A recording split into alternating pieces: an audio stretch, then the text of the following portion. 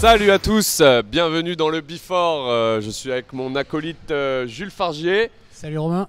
Et nous recevons aujourd'hui El Famoso Maxime Capet. Salut les gars. Comment ça va Maxime? Bah très bien, on sort d'un entraînement là avec une petite séance vidéo pour une fois. Et du coup bah on m'a invité pour le Before, donc j'ai vu que Raphaël avait fait la première émission la semaine dernière. Il avait été plutôt bon, donc ouais. on en attend pas moins de ta part. Défi de taille, ouais, exactement. Donc on va faire comme d'habitude, on va commencer en parlant un petit peu de l'invité, puis on enchaînera sur l'affiche, non pas l'affiche du jour, on va repartir sur le match de la semaine dernière, l'affiche du jour, et on finira par un petit jeu assez sympa, vous verrez. C'est parti? Allez, nickel, on y va. Maxime, t'es chaud? Bah, on va te mettre sur le grill Maxime. T'es prêt? Retournez-moi. Alors Maxime, là, on va commencer par la base. Dis-nous comment t'es arrivé au volley. Raconte-nous un peu tout ça. Vite fait, hein. Ok, je vais. Après, on va te poser quelques questions sympas. Ok, très bien. Alors moi en fait, mon premier sport, ça a été le basketball. C'était un sport dans lequel je m'épanouissais pas trop mal jusqu'à mes 11-12 ans. Sauf qu'à arriver à un certain niveau, j'ai compris qu'il fallait courir en fait, d'un panier à l'autre. Excellent. Et c'est là où je me suis dit, bon, c'est peut-être pas un sport qui me correspond à 100%. Du coup, vers quel autre sport je peux me tourner? Quel sport de feignasse Ouais, je vais pas dire ça, mais voilà, je suis plus parti sur un sport voilà, d'impulsion, d'effort plus court et intensif que, on va dire, prolongé. Et naturellement, j'ai passé, on va dire, toute ma jeunesse. J'ai eu la chance de voir mon père jouer, qui était un ancien grand joueur. Et c'est comme ça que je me suis dit, bon, bah pourquoi pas le volleyball, sachant que c'était un sport que je pratiquais aussi tous les étés, oui, voilà. ou par moment. On est d'accord que quand tu as commencé ton premier entraînement de volley, tu savais déjà jouer au volley. Ouais, voilà, je me débrouillais plus ou moins. Voilà. C'est vrai que. Après, ce qui est bien, c'est aussi que le basketball, niveau moteur, on va dire, motricité, coordination, ça apporte vachement. Et les gestes sont plus ou moins. Voilà, c'est aussi du shoot, c'est comme des passes de volley. Enfin voilà, il y a des gestes. Pas mal de similitudes, ouais. Exactement. Donc, c'est vrai, ouais. Voilà comment je suis arrivé au volleyball. Mon premier club, ça a été le TLM, donc Tourcoing volleyball, ouais. Quand j'étais Benjamin première année. Est-ce que tu faisais partie des Anges Verts? Non, je faisais pas partie des Anges Verts, mais il y avait des fils d'Anges Verts dans mon équipe, où il y avait des. Enfin voilà, après moi, mon père a toujours été très proche des supporters. Les Anges Verts, c'est les supporters de Tourcoing. Oui, tu fais bien de préciser. Donc ouais, donc on connaît. Il y en a qui font partie aussi, pas de la famille, mais voilà, ce sont des amis, tout ça. Et j'ai fait, voilà, au début j'avais fait à Tourcoing, mais ça s'est, on va dire, mal passé parce qu'ils n'avaient pas d'équipe Benjamin. Ouais. Et je suis arrivé à l'autre club de Tourcoing, qui était à l'époque géré par la famille Kreis, okay. que vous connaissez peut-être certainement. C'était Sylvie, la mère de Romain, Mathieu et Antoine. Et en fait, moi je suis d'âge avec Antoine Kreis. Donc voilà, donc je suis arrivé dans l'autre club. Et voilà. Puis tu as poursuivi, après quand même tu es revenu au TLM, ah ouais, alors, où voilà, tu as fait ta... Bon, pour finir là-dessus, ouais. Faut que je fasse tout mon parcours sportif jusqu'à aujourd'hui. Voilà. Juste une petite base. D'accord. Donc j'ai fait quelques années à Interclub Tourcoing, du coup ça s'appelait. D'accord. Benjamin 1, Benjamin 2. En minime 1, j'ai eu la chance d'avoir comme entraîneur Laurent Capet. Je connais pas. Mon père, voilà. Donc c'était pas facile tous les jours, mais c'est là où j'ai beaucoup progressé. Et puis après, quand je suis passé, on va dire minime 2. Donc c'était l'équivalent de M15 aujourd'hui. Ouais. Je suis allé dans un autre club qui était plus proche de mon domicile, qui était Mouveau, parce que ça coïncidait avec mon père en fait venait de partir de Tourcoing. Ouais. Du coup on avait déménagé à Mouveau, qui est une commune à côté. Donc voilà, j'ai fait Mouveau. Puis après finalement quand j'ai eu un niveau on va dire intéressant, naturellement je suis revenu au TLM à Tourcoing, parce que là-bas il y avait on va dire un bon projet, et pour moi c'était vachement intéressant parce qu'il y avait on va dire 5 équipes seniors. Ouais, donc tu as pu gravir les échelons et en fait, à chaque fois avoir une équipe de ton niveau. C'est exactement ça. Et donc du coup à Tourcoing, si tu veux, il y avait... Enfin nous, dans la Ligue des Flandres, c'est une ligue assez relevée, il y a 3 niveaux de régional. Ouais. Donc moi en fait j'ai commencé en régional 3 avec l'équipe 4, j'ai fait 1 an là-bas. Ensuite je suis allé avec l'équipe 3 en pré-national. Ouais. On est monté en national 3. Voilà, on s'est maintenu, donc j'ai fait ma 3e année là-bas. Et puis après je suis monté en N2, puis après je me suis entraîné avec la Pro B. Il a quitté Ouais. l'équipe 1. Donc Ouais, voilà, c'est vrai, ouais. c'était ça qui était intéressant à Tourcoing à Ouais. l'époque et qui est toujours bien à Tourcoing, c'est que t'avais 4 voire 5 équipes seniors. Donc en fonction de ton niveau, si tu veux, tu pouvais trouver ta place. Et moi, je suis fier de m'être entraîné avec tout le monde dans le club, quoi, finalement. Ouais, Et c'est trop bien. du coup, je connais aussi tout le monde dans le club, donc c'est trop assez bien. plaisant quand je reviens. Vraiment, ça fait vraiment enfant du club, quoi. Ouais, c'est ça un petit peu. Ouais. Et Ah, c'est alors cool. justement, tu nous parles de ton père, Monsieur Capet, qui a joué en équipe de France internationale. Comment on arrive à construire une carrière quand on a un père comme ça qui a pris de la place dans le volley? Alors en fait, ce qui est un peu particulier pour moi, c'est que on me le répète souvent, mais maintenant je le comprends, c'est j'ai déjà un nom, si tu veux. Donc mon nom, il est déjà connu. Et je me rends compte, d'ailleurs c'est mon entraîneur de prénat qui me disait ça. Le plus dur pour moi en fait, c'est de me faire un prénom. Bah, c'est ça, exactement. Ouais. Et parce que je suis toujours considéré Comme le fils d'eux. voilà, comme le fils d'eux, et on va dire, c'est une lame un peu à double tranchant. Ouais. Parce que quand tu fais quelque chose de bien, on te dit, ou tout le monde dit, ouais mais bon c'est le fils d'eux, voilà, c'est le fils d'eux, c'est normal. Et quand tu fais quelque chose de pas bien, t'es tout de suite critiqué du genre qu'est-ce qu'il fout là? Ah, mais c'est parce que c'est le fils de. Voilà, ah ouais, mais c'est parce que c'est le Ouais. fils de. Donc en fait, l'excuse, on va dire, de mon nom de famille, enfin pour moi en tout Ouais, cas, dans ouais. mon cas, on peut en discuter après, ça m'a pas forcément aidé on Ouais, va je dire, comprends. dans ma carrière, parce que c'est vrai que des fois, ton nom de famille te permet de t'ouvrir des portes plus facilement. Ouais. Voilà. Moi, je suis fier d'avoir gravi tous les échelons. On va reprendre l'exemple de Tourcoing. Voilà. Après, je suis parti de Tourcoing, je suis passé à Tours. J'ai essayé de faire ma place là-bas, et puis là, je suis descendu en Pro B ici, rejoindre le projet Iaké. C'est ma 2e année, et j'essaye aussi de me faire un prénom là-bas. Donc, je ne vais pas dire que ça a été facile grâce à mon nom, mais c'est vrai que moi, j'ai pas eu, on va dire, je l'ai pas ressenti comme un privilège. Ouais, le fait non, d'avoir c'est sûr. quelqu'un dans ma famille Parce qui a déjà que pratiqué forcément, le sport de les haut attentes sont aussi souvent Ah ouais, élevées. bien sûr, bien sûr. Tu as des attentes élevées de la part des supporters on peut reprendre les exemples des Angevers. Ouais. Il y a beaucoup d'Angevers qui venaient voir nos matchs en National 2, Ouais. en pré-national ou même en départ. Parce que Ouais. ils disaient putain, il y a le fils d'eux, Ok. on va dire la superstar qui Ouais. jouait il y a quelques années, qui a fait les belles années du TLM. On veut voir. Bah ouais, normal, voilà, ouais, normal. Voilà, tu as cette petite pression qui fait. Mais ça, à la limite, je me dis, bon, tant mieux, tu vois. Oui, ça, c'est plutôt cool, l'aspect tu vois. positif Ouais, du c'est l'aspect truc, quoi. positif. Par contre, moi, c'est vrai que j'ai eu du mal avec. Enfin, mon frère aussi, là, en Ouais, ce moment, ouais. il a du mal avec ça. C'est de se dire que, en fait, partout où on va, si tu veux. Ok, fils d'eux, tu vois, par exemple, on est Bien parti sûr. à Mende la semaine dernière. Direct Romain au micro, Bonneau, on est machin. là, et Maxime Capet, fils de l'ancien international, Ouais. il est là, regardez. Enfin, Moi, tu ils ont vois, pas dit fils de Bernard, quoi. Non. Voilà. Et du coup, dans ton début de carrière, parce que tu n'es pas encore à ton sommet de ta carrière, ton père, il t'aide un peu, il intervient, il regarde tes matchs, il te Ouais, donne des bien sûr. conseils, Ouais. des bons, des mauvais, j'en sais rien. C'est quoi le petit bon conseil qui t'est dit, toi, qui t'a fait Ouais. un peu dans le volley? En fait, mon père, il le ressent aussi sur le fait. Aujourd'hui, mon père, il est sorti complètement du monde du volley. Tu sais, après sa carrière de joueur, il est devenu entraîneur, comme j'ai dit. Il m'a entraîné un moment, quand j'étais en minime. Il a entraîné mon frère aussi un moment en National 2. Enfin bref. Et du coup, il vit un peu une deuxième carrière à travers ses enfants, qui sont moi et mon frère. Et donc du coup, oui, il regarde tous les matchs et il me fait aussi une analyse, parce que des fois, il y a des choses que moi je comprends pas.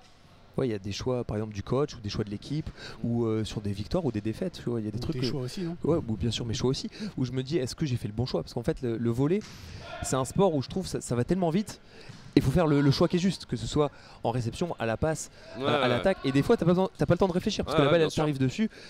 Il faut la renvoyer, ou il faut attaquer, ou il faut faire la passe. C'est des ou millièmes voilà. de seconde, quoi. Exactement. Et donc du coup, on va dire ta fenêtre de tir pour choisir, elle est quand même assez réduite. Ouais. Et du coup, je me dis, à la fin de chaque match, est-ce qu'à tel moment, j'ai fait le bon choix? Généralement, quand tu fais le point ou quand ça marche, C'est tu souvent dis, le bon choix, quand même. ok, c'est un choix qui est bien, Ouais. tu vois, ça a marché. Mais est-ce que quand tu rates ou quand tu fais une faute, est-ce que à ce moment-là, tu as fait le bon choix? Ben, je m'en veux. Il y a un moment où j'ai mis une pipe, je sais pas, tu te souviens quand on jouait ensemble, c'était un match il y a pas longtemps. J'ai attaqué dehors en pipe, elle est sortie fond de terrain, mais plein 6. Je me rappelle. Et pareil, moi j'en ai discuté longuement avec mon père et il m'a dit, ouais, ça c'est un mauvais choix. Et j'ai dit, bah pourquoi? Il m'a dit, parce que la pipe, il faut que tu attaques soit en 1, soit en 5. Parce que c'est des mathématiques, la longueur du terrain, t'as la diagonale, tu vois. Ouais, Donc, bien sûr. donc c'est sûr que si je ferais la même attaque droit devant moi au lieu de la faire droit devant moi, qu'elle sort de si tu 50 cm. Le degré, tu le changes un petit Exactement. peu. Elle est bonne, quoi. Exactement. Et donc c'est grâce à ça que ouais, je peux inspirer. Donc là, pour moi, là-dessus, c'est vrai que je suis quand même content d'avoir cette expérience-là au sein de mes proches, ma famille. Et pouvoir me conseiller sur quelques détails de jeu, surtout dans les choix que je fais. Ouais. Donc le secret des capés, c'est le pragmatisme. C'est les mathématiques. Ouais, mais après, pas forcément. On discute de tout, mais on discute beaucoup des choix qui sont faits. Et c'est pareil, la prise de risque fait partie des choix. Ouais. Et moi, par exemple, j'ai normalement pour qualité d'être un bon serveur. Et c'est vrai que quand tu arrives dans un moment chaud, quand tu arrives après une faute, tu vois, d'un de tes partenaires, quel choix tu fais? Tu vois, parce que c'est vrai que c'est pareil, plus tu prends de risques, plus tu as de chances de mettre un ace, certes, et plus tu as de chance peut-être de pénaliser ton équipe par une faute supplémentaire. Je trouve ce qui est intéressant aussi, c'est que vous êtes le même profil de joueur, quoi. Ouais, ça on me le répète aussi. L'appel inversé, sinon. Ouais, non, mais même dans la frappe de balle un peu, tu vois, le fait de jouer pointure et cette attaque aussi et tout, il y a quand même pas mal de similitudes, même physiquement, tu vois, après la même taille. Donc c'est vrai que pour toi c'est quand même pas mal, quoi. Et d'ailleurs sur l'appel inversé, ce qui est marrant, c'est que quand j'ai commencé le volley, j'avais l'appel inversé. Bah ouais, par mimétisme. Je sais pas comment ça se fait. J'avais l'appel inversé et il me l'a fait changer. C'était très dur parce que c'est vrai que tu commences, t'as un appel. Et non, c'est tellement dur à changer qu'il faut le changer le plus tôt possible. Mes premiers mois de volley, du coup c'était très compliqué parce que j'avais cet appel inversé, donc je t'avais très fort la ligne et après j'ai beaucoup moins d'angle. Donc et du coup toi aussi tu as la particularité d'avoir en parallèle au volley aussi tu fais des bonnes études plutôt. Donc, je suis encore étudiant là actuellement. Ouais, voilà. Et comment tu arrives à gérer les deux fronts, toi? Alors là-dessus aussi j'ai cette chance d'avoir on va dire autour de moi des personnes qui ont connu le monde du volley. Enfin moi en fait le volley c'est beaucoup une histoire de famille et tu le regardes à travers même l'équipe de France ou les joueurs qui sont ici autour, généralement c'est parce que ton père, ton oncle, ton frère faisait du volley parce que c'est un sport peu médiatisé, donc forcément c'est dans les proches, il fait du volley, allez toi aussi tu fais du volley, viens voir. Et c'est vrai que quand tu regardes un match de volley, enfin bref, ça c'est pour le petit aparté. Et en fait à propos des études, moi ma grand-mère elle jouait à l'époque, c'était en N1F. J'ai mon oncle aussi qui a fait quelques sélections en équipe de France, qui jouait professionnel. Mon père, ma mère aussi, elle a fait des sélections d'équipe de France jeune. Enfin voilà, moi j'ai toujours baigné dans ce milieu-là. Et le principal problème qu'on a nous en tant que Français, on va dire en France avec le monde du volley, c'est que c'est pas un sport qui te permet, quand tu finis ta carrière, de dire bon, je finis ma carrière, c'est bon, allez, je me fais un petit kiff entraîneur, tu vois, en Pro B ou en N1, ou alors je me fais un petit kiff de jouer en N1 ou en Pro B quelques années, puis après c'est bon, j'ai assez d'argent pour le faire. Donc il faut penser à ton projet de reconversion. Et ça, c'est vrai que je fais le parallèle entre les joueurs que j'ai côtoyés, on va dire, qui avaient mon niveau ou mon âge, et moi-même. C'est que moi, mes parents, ils m'ont toujours dit la priorité, c'est tes études. Et on pourra reparler un peu sur les différents choix que j'ai faits. C'est pour ça que moi je trouve que c'est vachement important de concilier un double projet jusqu'à ce que tu n'en peux plus de tes études, ou jusqu'à ce que tu exposes en tant que joueur aussi, ou jusqu'à ce que tu exposes en tant que joueur. Ça peut être ça aussi. Exactement. Et donc du coup, quand je me compare à certains de mes coéquipiers ou ex-coéquipiers, j'ai eu cette chance-là d'être bien conseillé là-dessus. Parce que je pense, après c'est aussi des choix personnels. C'est une énorme chance, oui. C'est à chaque fois c'est des trucs de choix. Est-ce que tu te lances à fond dans le volley et tu sacrifies tes études? Est-ce que tu essaies de garder une part? Parce que c'est vrai que moi actuellement ça m'a bouffé beaucoup d'énergie, beaucoup de temps, beaucoup de courage aussi. Là j'en suis au bout du bout. Comme tu disais, là je suis sur ma dernière année de master. Donc normalement en fin d'année, j'espère que j'aurai validé mon master, donc mon bac plus 5. Et là-dessus, ça par contre c'est le vrai point positif, d'avoir des gens qui ont vécu qui ont fait les erreurs avant toi, peut-être. Voilà, exactement, qui ont peut-être eu à avoir ces choix là avant moi à faire, et de par leur expérience ils m'ont tout de suite dit non Max, par contre c'est études avant tout, et après le volley tu verras jusqu'à temps que t'exploses, quoi. Donc je suis vachement concentré là-dessus. Moi par exemple mon fils, tu vois, il aura quelqu'un qui a fait des erreurs avant lui, tu vois. Je Non, pourrais mais- lui dire. Non, mais c'est sûr, mais c'est important, tu vois, Bien bien sûr, dire mais bien que- sûr. que le volley, c'est pas le foot. Ouais. Enfin, après tout, c'est un sport magnifique. Hein, Mais moi, faut pas le cacher, hein. je trouve que dernièrement, sur la plupart des jeunes que je rencontre, je trouve que par rapport aux jeunes de moi, quand j'avais 18-19 ans, ils sont vachement plus focus là-dessus, sur les études, sur le double projet.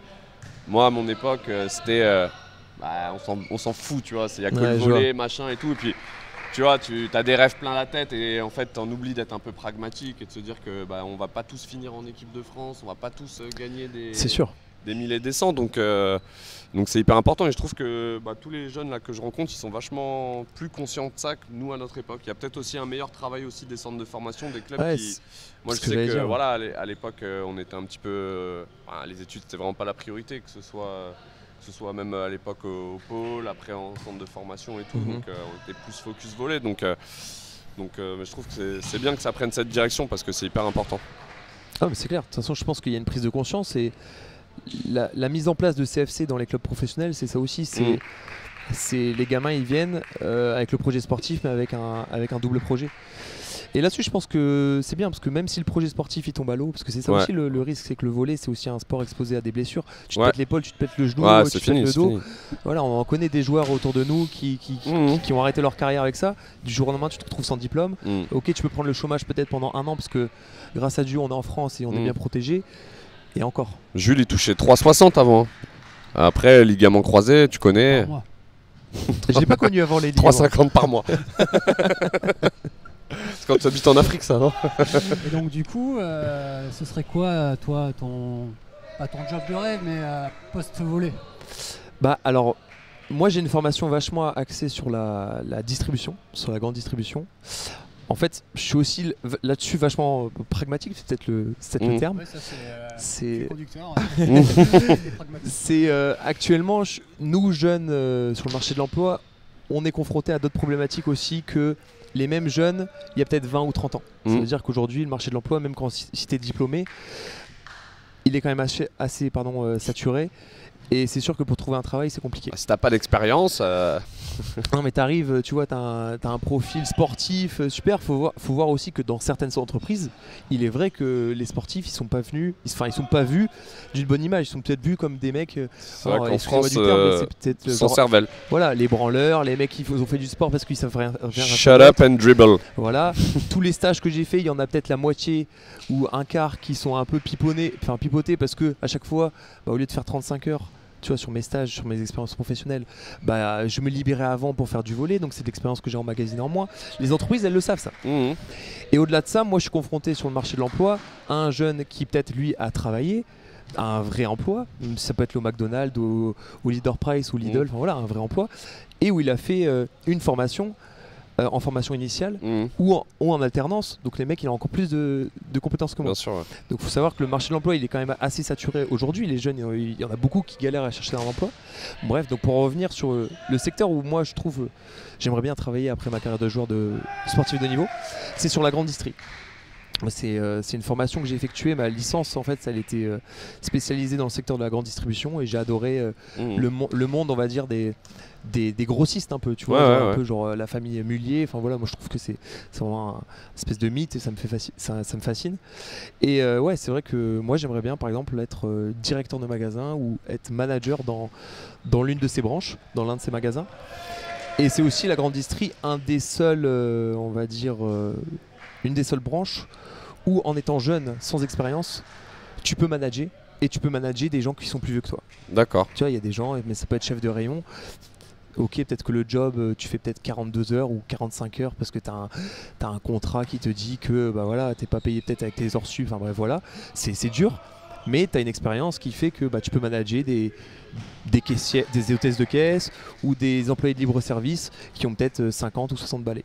Et moi là-dessus, quand même une première expérience professionnelle, je pense que c'est un projet qui me branche bien. Bah écoute, tout le mal qu'on te souhaite en tout cas. Merci. Avant de... Dernière petite question, enfin pas une question d'ailleurs, mais je sais que tu fais aussi pas mal de beach volley l'été. Ouais, exactement. On m'a dit qu'il y avait un série B à Mont-de-Marsan d'ici 2 semaines, tu penses le faire ou pas? Détrompe 3, il y a un série 2 mi-avril. Non, mais plus sérieusement, tu comptes faire quelques tournois cet été, ouais. faire le circuit un peu de beach volley? Pour en revenir pareil à la problématique du volley, notre saison en tant que volleyeur, notre contrat déjà de travail, il est sur 10 mois. C'est-à-dire de septembre à juin. Ça veut dire que l'été, bon, t'as pas d'entraînement, super. T'as pas de contrat, bon, t'es en vacances. Heureusement, on a le chômage en France. Mais t'es pas couvert si tu te blesses. T'es pas couvert si tu te blesses, exactement. Mais c'est aussi pour garder la forme, t'es confronté à toi et toi-même. Parce que généralement, les joueurs, s'ils changent de club, pour moi, c'est le pire. Voilà, comment tu gardes la forme? Et moi, j'étais confronté à cette problématique-là mes étés précédents. Parce que c'est vrai, aller à la salle tous les jours, super, mais bon, faut être motivé. On va pas, c'est redondant, bien sûr. Et donc, moi, le beach volley, c'est une manière pour moi de garder la forme, de garder aussi le contact avec le volley, parce que le problème c'est que sinon tu peux pas pratiquer le volley. Tu peux pas t'entraîner tout seul dans ton jardin. Exactement, c'est ça le problème, c'est que imagine tu fais du basket ou tu fais du foot, un panier, allez mec, on se fait un petit city stade ou on se fait un petit panier, on se fait des shoots, on se fait des 3 contre 3. Là le volley, t'es confronté c'est toujours un peu plus compliqué, c'est clair. Et donc je fais du beach volley. J'ai un partenaire qui est très très fort, Julien Legrand, qui est libéraux à Rennes d'ailleurs en pro. C'était marrant, on l'a joué 2 fois cette année. Et ouais, donc on a fait série 1 l'été dernier du coup. On a fait quelques perfs aussi, on a fait un podium à l'île de Ré. Mais ouais, le beach volley c'est quand même un sport quand même assez différent du volley, tu vois, c'est un autre état d'esprit. Ouais, carrément. T'as pas de coach, t'es confronté à toi-même, voilà, donc c'est à toi de gérer aussi la stratégie de ton équipe. Mais c'est quelque chose, je pense, qui t'aide, qui m'aide aussi, tu vois, dans mon parcours de volleyeur professionnel. Et il y a un moment, j'hésitais aussi à aller en beach volley, parce que c'est vrai que j'ai un profil peut-être où tu te dis bon, serveur, attaquant, bloqueur. Bon, je peux peut-être faire quelque chose, tu vois. Ouais, carrément. Bon, donc mesdames, vous voyez, Maxime Capet, il sera présent sur toutes les plages de France cet été. Ouais, c'est ça. Ouais. Moi, j'ai une petite question, du coup, on va profiter de ta culture du beach volley. Vas-y, si tu veux. On a les JO en 2024 en France. Pour toi, quelle serait si tu pouvais prendre 2 joueurs français, quelle serait la paire qui pourrait faire gagner un titre? Ouais, ou déjà faire partie de l'aventure des JO de 2024. Le JO 2024 c'est en France. Donc on est qualifié. On a une paire, ouais, exactement. Donc après la paire tu la composes. Pas le droit de dire Felu Pascal comme paire. Oh, bon bah alors Joker alors du coup. Non mais donc c'est vrai que tu peux composer une équipe de 2 joueurs. T'as les équipes de France Beach qui attention, il y a un ballon qui arrive. qui se battent aussi pour faire partie des meilleures paires. Il faut savoir qu'aujourd'hui, tu as 3 paires. Tu as Canet Rotard qui sont champions du monde des moins de 19 ans. Tu as les frères Hayé et tu as Krou Gauthiera. Actuellement, c'est ces 3 paires-là. Tu as une 4e paire qui va se dessiner avec Bassero. On ne sait pas encore qui sera son défenseur. Voilà, il y a des petites rumeurs qui disent que c'est un ancien joueur de l'équipe de France, tout ça. Si t'as le choix. Ça, si t'as le choix de vraiment, tu prends tout le monde. Tu leur demandes pas leur avis. Tu leur demandes pas leur avis. T'as le choix, t'es l'entraîneur, on te dit t'as une équipe qui est qualifiée, c'est le cas. D'accord. Quelle paire tu formes? Alors, bon, moi c'est. Même Romain, tu prends qui tu veux. T'es pas obligé. Je suis pas obligé. Alors, pour le très haut niveau, moi je pense qu'il me faut un très gros bloqueur. Ouais. Et c'est pour ça qu'il faut un français aussi. Gardi.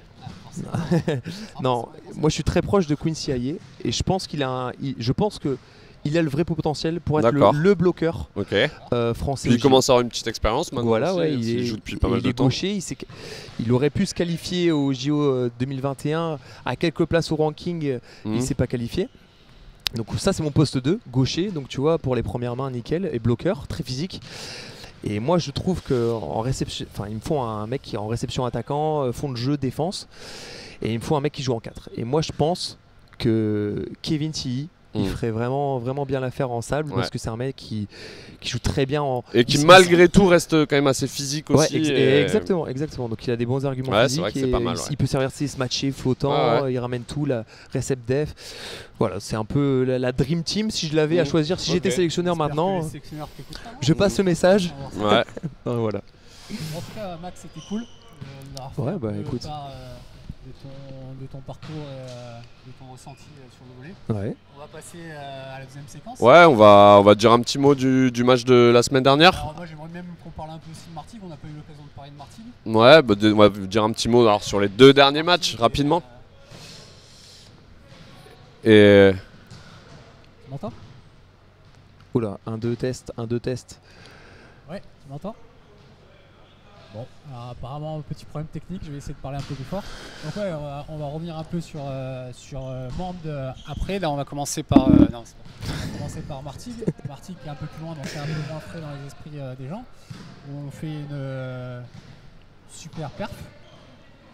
Martigues, Fréjus, non, Fréjus. Fréjus, pardon, c'est vrai. C'est Fréjus. n'importe quoi. c'était Fréjus à Oui, domicile, c'est ouais. Fréjus, ouais. Martigues, Les c'était il y gars, a... En plus, Martigues, c'était il y a un mois. C'est votre émission ou quoi, les gars?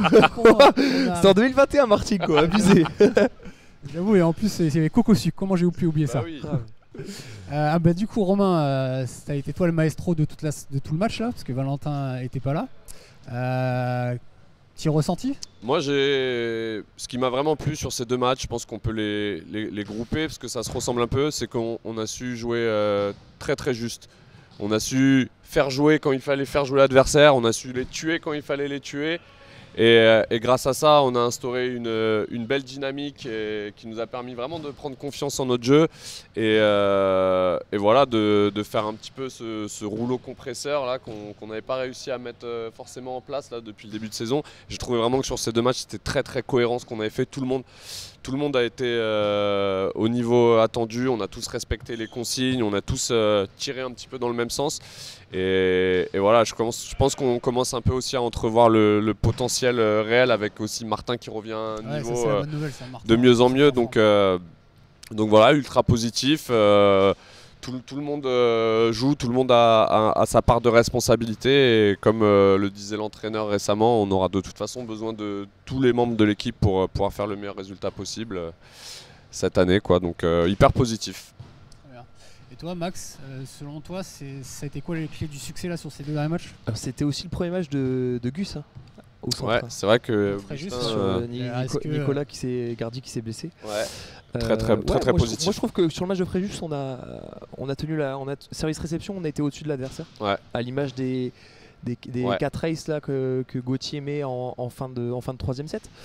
Et en récep, on n'a pas pris de temps de jeton que ça. Et donc en fait, Romain Bonneau, il était quand même J'étais dans un fauteuil, franchement, régal. Dans sa raquette, quoi. Comme non, on dit, mais ce que je dis, je sais plus à qui j'en parlais de l'équipe, mais moi j'avais l'impression que la récep elle arrivait, j'étais en suspension et que quoi qu'il arrive, j'avais aucun mauvais choix à faire. De toute façon, j'ai confiance en tous les attaquants de l'équipe, mais vraiment, je dis pas ça pour machin. Et j'avais l'impression que où que je mette la balle, c'était pas un mauvais choix. Donc, et ça, en termes de confiance que moi ça me donne déjà d'avoir des attaquants comme ça et d'avoir en plus la réception, bah, je trouve ça hyper positif et ça libère vachement dans son jeu, quoi. Donc, c'est sûr. Notre efficacité en side out a été très très forte. Et après, je pense que notre grande force cette année, si on peut comparer à l'année dernière, c'est qu'on est très fort au bloc, notamment avec Raph qui nous aide beaucoup au centre. Et du coup après dès qu'on sert bien forcément on se bloc def, on ramène une def, on ramène un bloc, on ramène un ace. C'est un peu ce qui s'est passé contre Fréjus et je pense que c'est là où on a gagné parce que dans le jeu ils sont pas si mal Fréjus. Non carrément. Non mais vous les avez bouffés tactiquement aussi. Aussi. Et pour revenir sur Mende, pour avoir vu le match un peu de l'extérieur, comme tu l'as dit, c'était vraiment un rouleau compresseur, quoi. Il n'y a pas un moment où je vous ai senti fébrile. On savait que c'était une équipe qui était capable de faire quand même pas mal de fautes, notamment en fin de set et tout. Donc nous, on savait il fallait juste qu'on tienne nos side out. Et sur le début de match, ça va jusqu'à 12-12, 13-13. Et petit à petit, ils se sont effrités et nous, on est resté constants. Et sans jeu de mots avec l'entraîneur de... L'entraîneur de Mende s'appelle Constant. Et voilà, ça paye. Deuxième set, on mène aussi assez largement. On se détache à la fin. Et puis, petit coup de mou, on se fait rejoindre et on réussit à gagner le set 27-25 ou 28 sur une faute d'attaque et une balle sifflée doublée par l'arbitre sur un rallye qui était quand même ultra sévère, on va pas se mentir. Et puis le troisième set, une équipe comme ça en face qui doute déjà à la base. Voilà, on a su rester sérieux et puis ça a payé à la fin, quoi. Donc c'est ultra positif. Ouais, comme je t'ai dit, le seul truc excitant de ce match, c'est que vous avez évité un Malice at the Palace, quoi. Malice at the Piancourt, comme dirait Titi Rarisson. Qu'est-ce qui s'est passé alors? Parce qu'à un moment, je regarde et je vois 6 joueurs pas- sur votre terrain. Des petits regards après des points, tu connais, c'est pas non plus grand chose, petit échauffouré. C'est vrai que ça arrive pas souvent, mais c'est passé sous le filet un peu, mais bon, c'est vite rentré dans l'ordre quoi. Ouais, ok. Il y avait Gus pour séparer. Augustin Guérin, la marmule, donc voilà, nous on était sereins. Il a séparé tout le monde et il a calmé tout le monde. On était sereins. Et voilà, on enchaîne sur l'affiche de samedi. Allez, la grosse affiche. Pôle France 2024, donc c'est anciennement CNVB, équipe de jeunes joueurs, hein, grosso merdo l'équipe de France moins de 20, moins de 21, je sais pas exactement, mais bon c'est des joueurs qui ont entre 17 et 20 ans quoi, grosso merdo. Donc équipe assez irrégulière, qui a gagné son deuxième match hier, match en retard contre Rennes. Donc, mais c'est une équipe qui est toujours en général pas terrible au début de l'année et qui forcément progresse souvent beaucoup plus que les autres équipes de par la nature de ses joueurs.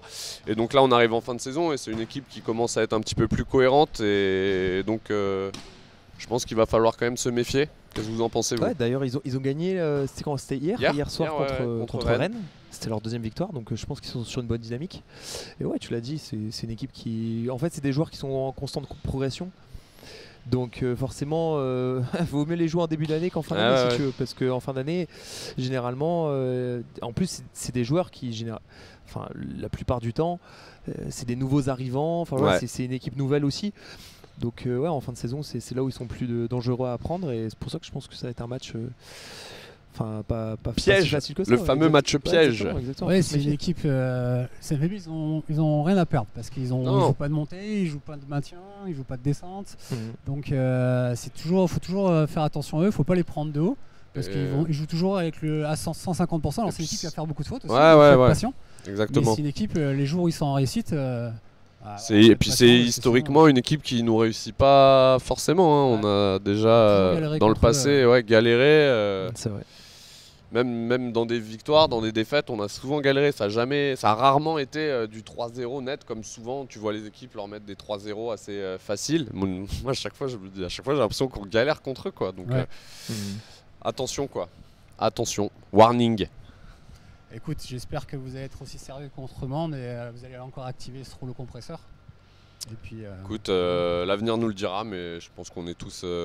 on est prêts en tout cas. On est prêts, on est confiants, on sait ce qu'on a à faire et je pense pas qu'on prendra cette équipe de haut, ça c'est sûr en tout cas. Je rebondis sur ça, vous êtes prêts? Vous vous sentez bien? Bonne semaine d'entraînement, Max? Ouais, bon, on s'est bien entraîné, malgré la charge des entraînements qui sont de plus en plus durs. Je sais parce que le coach est là. On se doute bien. Non mais on est prêt et puis ouais. T'es en forme? Ouais, je suis en forme, je me sens bien. Donc moi il n'y a pas de problème là-dessus et je pense que l'équipe aussi se sent bien et on a la chance de pouvoir compter sur tout le monde et on a, à part Nicolas Gardien pour l'instant on n'a pas d'autres blessés. Donc on touche du poids là-dessus. Et comme tu l'as dit, on a Martin aussi qui revient super bien, qui a fait une très bonne partie à Mende. Donc ouais, je pense que là on est vraiment bien, on n'est pas loin d'être aussi dans le meilleur de notre forme, on peut le dire. Ouais, aussi, puis on a quand même cette troisième place en ligne de mire qu'on aimerait bien aller gratter, qui nous faciliterait entre guillemets les choses en play-off, qui nous donnerait au moins l'avantage du terrain sur des quarts de finale. Donc, l'objectif c'est les 4 premières places, c'est ça? Ouais, mais bon, si on peut, on va dire que les 2 premières elles risquent d'être inatteignables, mais bon, si on peut aller chercher la troisième, c'est un petit objectif qu'on s'est fixé tous ensemble. Donc voilà, c'est des matchs où il faut prendre 3 points si on veut réussir cet objectif, quoi. Bien sûr. D'autant plus que la plupart des équipes, si tu veux, prennent des points contre le CNVB. Donc voilà, donc exactement. C'est à toi aussi, tu as cette pression de... Bien sûr. Faut pas faire de faux pas non plus, parce que si tu prends pas de points contre le CNVB, ça veut dire que tu dois une balle dans le pied. Tu dois prendre des points ailleurs. Et donc et ils sont souvent plus durs à prendre ailleurs. Donc voilà, tu as aussi cette pression-là. Bon, et ben... Est-ce qu'on n'enchaînerait pas par le petit jeu, mon Julot, là? Bah oui, alors... Présente-nous le jeu. Jingle, tu nous fais la boîte à questions, là? C'est quoi? Faut que je fasse quoi? Ow! Pas très... Excellent. C'était mieux celui de Raph. On fera un best-of à la fin. Petit jeu, on va innover encore, on va essayer à chaque before façon de vous présenter quelques jeux et puis on verra après si on fera de la récurrence sur certains jeux. Là, on va partir d'un principe où on va prendre 3 joueurs. D'accord. On est sélectionneur, on est entraîneur, on a le droit à 3 joueurs. Ces 3 joueurs qu'on vous propose, il faut en prendre un pour le mettre titulaire, un pour le bencher, donc se le mettre sur le banc, et un, vous êtes obligé de le couper, donc vous n'allez pas le garder. Donc ce sera rendez-vous dans le bureau et vous êtes obligé de l'avancer, vous n'avez pas Ça le garder. dégage. Ça dégage. Solde de tout compte. Pour un peu que ce soit un peu plus épicé, on a décidé de choisir par nationalité et par poste. Donc là, on a choisi, Romain, quelle nationalité pour ça? Alors on a choisi 3 joueurs cubains. Cubain, de quel poste? Réceptionneur attaquant. Ouh là là. Attaquant réceptionneur. Attaquant, Même, on peut dire. plutôt. Et on vous propose Wilfredo León, Osmani Juan Torena et Lionel Marshall.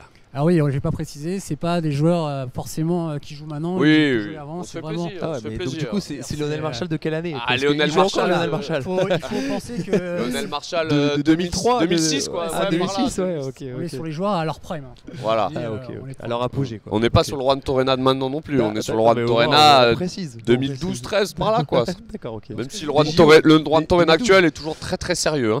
Ce que je vous propose, c'est qu'on va chacun dire lequel on coupe d'abord. C'est le plus facile. Enfin, le plus facile, voilà. Ok.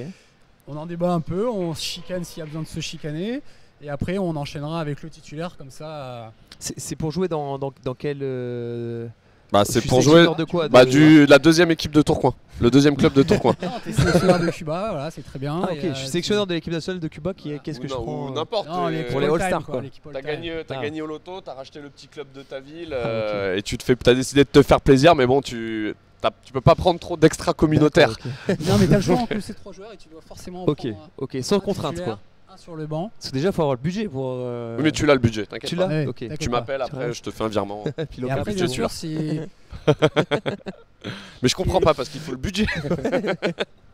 Faut les loger en plus ces joueurs-là. le pragmatisme. Et donc voilà, après, il faudra justifier Ah non. pourquoi c'est lui que tu mets sur le banc. Juan Torena pourquoi à c'est Part lui que City, tu mets- normalement c'est bon. Il est bon. Ouais, il est bon pour un Et Part Visa, City, c'est ouais. bon aussi. Ouais. Alors, Max, c'est notre invité. C'est quoi alors d'abord Qui le- tu coupes Qui tu coupes. Qui Alors je déjà, coupe on va chacun Qui dire tu- qui on coupe et après, tu on va vires remettre de un l'équipe. peu. Qui je remercie T'es même pas obligé de le remercier, Ouais, tu tu peux l'appelles même pas. l'être recommandé. Ah comme ça T'appelles son agent, tu lui Bon, dis non, alors, un texto à l'agent. un texto à l'agent, ouais. J'envoie un petit texto à l'agent de toute façon, Juan Torena. On va pas se mentir, celui qui va couper, la moule va kiffer l'appeler pour essayer Ah de ouais, récupérer direct. pour la prochaine. Ouais. J'ai pas son numéro, mais bon, je. Ouais. Donc tu peux couper sans problème, la moule est sur le coup derrière. Moi, je remercie Juan Torena. Ouais. Merci Osmani, merci pour tout. Merci ce que tu as fait pour la principauté de Cuba ou au royaume de Cuba. La principauté, ouais, c'est Monaco, Cuba. Romain, Moi je crois que je vais dire au revoir à notre ami Juan Torena, mais pas facile quand même. Pas facile parce que c'est vraiment un joueur que j'admire beaucoup et que je trouve vraiment très très fort. Donc, mais ouais, Juan Torena, ouais. et bien moi je vais remercier Marshall. La bagarre. Oh, la bagarre. Mais je m'explique. Explique, bah vas-y, bah non, tu vas t'expliquer tout de suite, non? Mais en fait, Vas-y. je m'explique parce que c'est par rapport à mon premier choix. Ok. Pourquoi je le remercie. Donc déjà, je vais pas tout de suite spoiler, Ouais. mais pourquoi déjà dans un premier temps vous remerciez Juan Torena? Alors, je me lance. Je pense que moi, c'est pas du tout du pragmatisme parce que je sais pas. Je vais spoiler un peu mes choix d'après, mais c'est pas grave. Je pense qu'il est meilleur que Marshall dans au moins. Il est meilleur en réception, je pense, meilleur au bloc, meilleur au service. En défense, pas sûr. Je pense que ça se vaut. Et je pense qu'il est quand même moins fort à l'attaque. Mais je pouvais pas virer Marshall. Ouais, c'est un choix de cœur. Ouais, il y avait beaucoup d'affect, ouais, beaucoup d'affect. Voilà. Moi, c'est aussi ça, c'est que j'ai Sentimental moins, qui connu, parle. Ouais, c'est vrai. j'ai moins connu Marshall en tant que joueur. Ouais. J'ai plus vu Juan Torena et comme tu dis, sur plusieurs aspects, je trouve que Juan Torena est meilleur et je trouve qu'il est plus compatible avec Léon et je trouve que ce que va apporter Marshall, Léon va l'apporter aussi. Mais ils vont pas jouer ensemble. Ils vont pas jouer ensemble, mais ils peuvent le remplacer. Oui. Donc pour moi, si un mec comme pour avoir deux profils différents. exactement. Ouais. Ça turbine là-haut. Pourquoi Juan Torena? Bah moi justement j'ai une analyse différente. Ça m'intéresse. Très intéressant. Moi pareil, Marshall, je trouve que c'est... j'ai une image moi de Marshall, c'est qu'il attaque la pipe direct sur une manchette arrière. Donc ça c'est Marshall de 36 ans. Ouais. Qui fait et, ça. encore, c'est pour ça que je te demandais. Le Marshall libéraux, c'est déjà pas mal aussi. Non, donc j'ai cette action-là où l'équipe adverse se bat pour envoyer une balle. Et lui il est derrière et il attaque directement. N'hésitez pas à aller regarder, les plus jeunes d'entre nous qui ne connaissent pas Marshall, sur YouTube, vous tapez Lionel Marshall. Assez impressionnant comme geste à plutôt faire. Spectaculaire.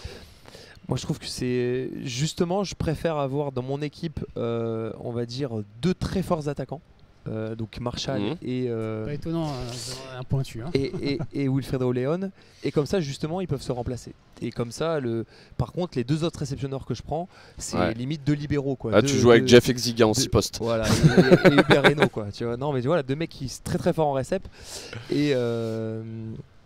et comme ça, il y aura pas de problème là-dessus, parce que ce qui peut peiner, on va dire, justement, si avec ces 2 joueurs, c'est peut-être la réception, parce qu'en Juan Torrena, je pense que c'est le mieux des 3 en réception. De loin, je pense. Je pense que c'est indéniable. Mais Marshall, c'est aussi pour moi le premier Cubain, le tout premier Cubain qui a joué en Europe. Ouais, et puis c'est aussi l'image, l'icône. C'est ça, c'est exactement ça. Moi, c'est vraiment quand on était gosse, quand on avait 15 ans, 16 ans. Marshall, c'était Dieu, quoi.